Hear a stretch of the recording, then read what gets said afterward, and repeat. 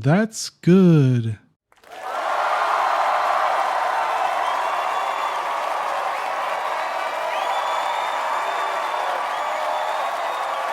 Thank you. Thank you. Thank you, audience. I know my AI bots are really appreciative about everything I do here. But anyways, welcome everybody to Digital Coffee Gaming Brew. I'm your digital barista through the latest gaming news, Brett Deister, and trust me, today's brew is actually quite good.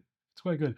Unless you've been living under a digital rock, EA has released little tidbits on the new Battlefield. Plus, Ubisoft has unveiled Season 2 for XDefiant as well, but let's get on to it actually. So the next Battlefield was announced this week, and hold on, I know no one should really get super excited about this, but I can't stop myself. With little we know about from the IGN interview, plus with the developers or the investors video call that they actually had, it looks like it's gonna be very interesting. So first off, thank God the specialists just did not work, and map sizes are back to 64 players. That's not surprising, given that 2042's 128 players was a chaotic mess.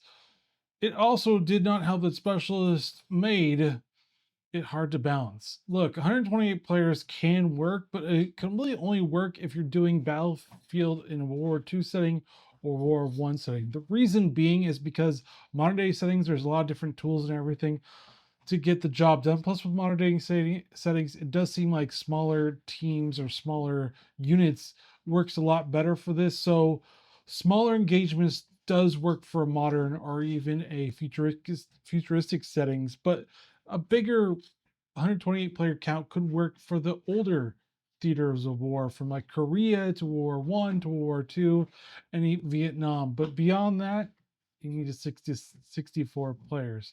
But here's the thing: is that they're like, we're gonna make this the best Battlefield ever. Trust me, we've learned our lesson, and I'm not really holding my breath since 2042 was a mess in launch. And to be honest with you, Battlefield 4 was just as bad of a mess when it launched. So even though Vince did talk about Battlefield 4, it was in a horrible state when it launched. Not gonna lie. And it took a year to get it to a playable state. It's weird that they left out Battlefield 2, because Battlefield 2 was really the peak of it. Because I don't know if you guys know, but man, that game has had the longest shelf life because of modding tools. You want a successful game? Look at Battlefield 2 and what it did. I love Battlefield 3 and Battlefield 4, but for the modern peak setting, Battlefield 2 was probably it. And another peak was probably Battlefield 1, because it actually launched at a pretty good state as well. Sure, Battlefield 2 was before destruction was a hallmark for DICE, but it was really good. There were a few tidbits that weren't so great. I would talk about the stationary AA guns. Those were horrendous because the missiles would miss for some odd reason, and the jet pilots would be so good that they would just kill you anyway. So it was no point to do anything, but they were really good. Helicopters were accessible enough, but you really had to understand how to fly it to be really good as well. So I think that was a hallmark. It also had a fully fleshed out commander role. There were things you could drop, supply drops, vehicle drops. You could have artillery being rained down upon it, and the enemy team could destroy it from your own uncapped base as well. Now they've changed that all around where you can't really even go into uncap anymore, but it was still just fun. Now don't get me wrong, I love a lot of Battlefield 2 maps, but Caspian Border and Firestorm are probably one of my best Battlefield 3 maps. I really can't name any Battlefield 4 maps that actually do, which is sad and funny at a long time. But we really should be talking about the peak is Battlefield 2, only because of just how long people have played this game.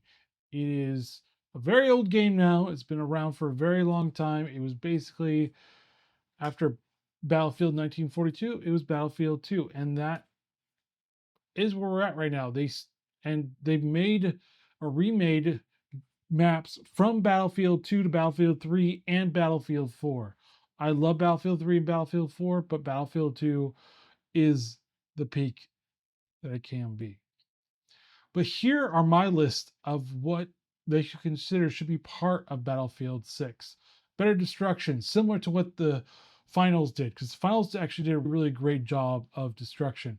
Buildable elements. I think Battlefield 5 had a really great thing about building just basically mostly anything, but you could build just ways of not letting tanks go in. You could build sandboxes, you could build supply stations. Like, there was buildable elements. You could cover up windows. You couldn't really build back buildings, but you could at least make the buildings usable for defensive purposes. I think they should look at Titanfall 2's attrition mode, where you had players and AI fighting along each other, maybe to make it feel bigger. But if you killed an AI unit, it would not count against your tickets, but it would actually make you feel good. Bring back commander mode in like Battlefield 2. Battlefield 4 did have it, but it really wasn't great. And after a while, no one really played it. Unlocks like Battlefield 5, like the V2 rocket and other things, that actually was really good. Be immersive like Battlefield 1. People talk about Battlefield 1 as very immersive and just really good at what it does. Squad revives should stay, and make another portal option like 2042. That was probably the biggest shining moment in Battlefield 2042 was Portal. Even though they really didn't do much to it, they probably should relook at it and probably port a lot of the old Battlefield games into it so we can play it again. Because trust me, I tried to play Battlefield 3 and it is a mess just trying to get it to work on EA Desktop. And I just gave up because that stupid web portal that they did for Battlefield 3 that was good at a time is just awful. It's really awful. But Battlefield 6 needs to have the traditional scoreboard on day one. They did not have that in Battlefield 2042, and people were mad about that. Suppression should come back, but not on the level as Battlefield 3 or 4. That was a little heavy-handed, but I do think an element of that could work in this. Bring back the prone from Battlefield 5, where you could look around in prone, not just one way. I think that was sorely missed, and I don't really understand why they just didn't bring it back. Also, they really need to look at doing another distraction mode for Battlefield. I think it works well in the franchise itself because of just the military style of it. They can do a battle royale, but frankly, I think we're all a little tired of battle royales. I think extraction is the new battle royale now. So I think they should figure that out. Conquest needs to still have multiple objectives, but there needs to be a purpose behind it now. I'm fine if they have 3 objectives to capture like an area or a territory. I feel like that adds more dynamics instead of just one and moving on. It helps bring a different dynamics to it. So I think that should really stay. I do think that changing your weapons loadout on the fly is another good thing from 2042. I do think airdropping vehicles to a certain extent is fine. I think what it should be only transport vehicles instead of tanks or AA. I think that should still be from the main base. I think they need to rearrange that to be a better fit to it. And please drop with all the weird hovercrafts scaling buildings. That was really weird. I know they never fixed it because it's just Battlefield moments, and yeah, it just wasn't fun. But those are like my list of things to actually have. If I could add one more from just BattleBit, because BattleBit did a really good job of proximity chats. I think that would be a fun little way of doing it. You don't actually have to use it if you don't want to. Proximity chats is fine, and just dragging ability, which could actually come back, because BattleBit you could drag someone back, and that worked great. I don't understand why you can never drag in Battlefield. It's a drag that you could never drag. But really, to be honest with you, DICE, just please bring some of this back in. Really would appreciate if you actually did some of that. And please, for the love of God, make sure this game is really well done and playable. We don't want another 2042 fiasco or Battlefield 4 fiasco, because Battlefield 4, there was a class action lawsuit, and it took a year to get it to be playable for everybody, which was awful in and of itself. So please, for the love of God, do that. Plus, bring back servers. I don't want Battlefield 2042's thing where you have to find a new game every single time. That's very annoying. bring back servers where I can just stay on the server, wait for the round to end, and then come back into playing instead of it finding a new server for me to play a new game. I don't understand why that was taken out from 2042, and that should be implemented back in because players loved it. I don't understand why it's such a weird thing to have.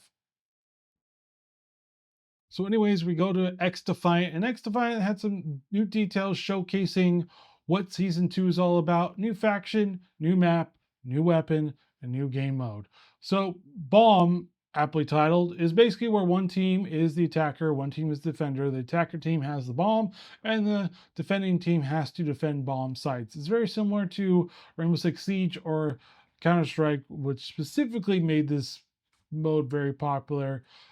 And that's basically what it is. You look at where the bomb sites are. You either, as defender, you try to defend it, and as attacker, you try to plant the bomb or eliminate the other team, and vice versa on that one. So it should be interesting to see how well that plays out and if the community actually likes it.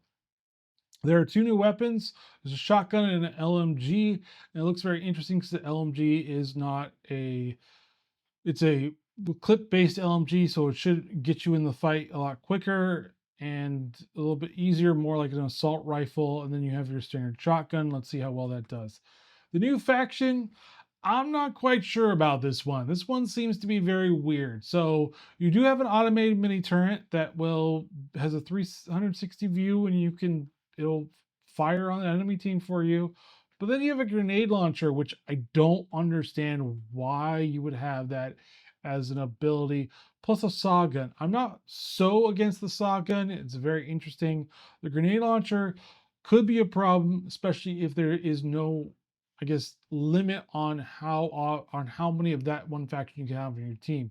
Now, it could be that there is a long cooldown time on the grenade launcher, and it really should only have 2 hits for that one. So 1 and then 2, and then you have to, I would say about 2-minute cooldown, because if it's 30 seconds or maybe a minute, I think it's a little too short because grenade launchers seems to be an area of effect and seems to be able to kill multiple people. And that balancing issue could be a very big problem. But we'll see how well it plays with the other factions. I know one does have a shield, so I wonder if that will be able to mitigate the damage. I'm not really quite sure how it's all going to play out, but it should be interesting. The new map kind of looks like the Far Cry 5 New Dawn that it actually did with all of the graffiti and everything. It looks very interesting. I think the saw gun is probably the most interesting part about it because you fire the saw and it could bounce off several the walls and hit people and eventually kill people. But that's an ultimate, which I'm fine. I really think it should have been probably vice versa, where the saw gun was in place of the grenade launcher. The grenade launcher was the ultimate because then it really would have actually been a little bit more played out, and the saw gun could bounce off twice with the saws and then it goes away and you only get 2 shots, maybe 3 shots out of it. But we'll see. I'm very skeptical about this grenade launcher. I think the grenade launcher is not a good idea to have a regular ability. I do think this will cause problems, and XDefiant has had problems when it first launched. Mainly the sniper rifles were very oppressive, and it was hard to just not use the other weapons because sniper rifle you could kill a bunch of people and really just control the environment on that one. Now we'll see how well this faction plays out, plus with the new map, plus with the different types of weapons that we'll see. I never thought shotgun play on XDefiant was ever really good, so we'll see what it does. But please, for the love of God, Ubisoft, please make this good. Please make this comparable to Call of Duty. I know you guys have lost a lot of people, a lot of player count, and I'm not saying that it's going to be dying, but I'm pretty sure if you're not actually having a healthy player count, this game will eventually die as well, because you live and breathe as a free-to-play game on player count and players willing to spend on your battle pass. It should be noted that if you can keep making and keep producing really great content, players will come back and players may enjoy it. I may even come back and see how it is. I played it in the beginning, fell off because I was kind of like, a little too sweaty for me, and I think I'm tired of sweaty games. But that's where we're at in this game. Should be interesting to see what season 2 holds. It should be coming out later this month. We actually have an interview, and I'm told that this is actually a legit interview. So we do have a Dustborn player, and welcome to the show. Wait, again? Like, seriously, like, why would you pick a game that nobody plays? There's no player base in this one either. All right, we're scrapping this interview thing. We're not doing this anymore until AI can figure out how to actually figure out a popular game. I swear, everybody says that AI is great, and I'm having a problem with you guys right now. Anyways, that's all I have for you this week. It's a really short one, but I really wanted to be really concise on these two because these two are the biggest things, especially Battlefield. So if you could, don't forget to subscribe and smash that notification bell on YouTube or Rumble or on Spotify. Leave a comment on YouTube and Rumble as well. I'll leave a comment and I'll get back to you as well. But please do not smash that controller because those are expensive. And I'll see you next week. Later, guys.